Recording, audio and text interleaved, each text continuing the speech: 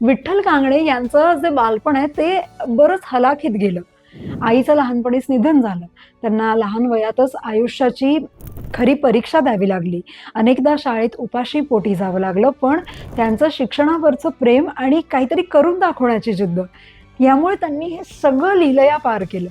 कदाचित लहानपणीच त्यांना कळलं असावं, की परिस्थितीवर रडून उपयोग नाही, परिस्थिती बदलण्यासाठी शिकणंच गरजेचं आहे.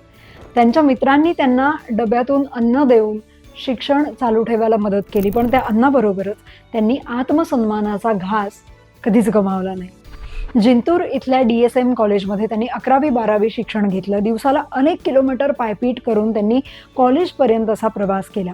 त्यांच्या गणित शिक्षकांनी दिलेल्या प्रेरणेमुळे त्यांचं लक्ष शिकवणं किंवा शिक्षक होणं या ध्येयाकडे वळलं.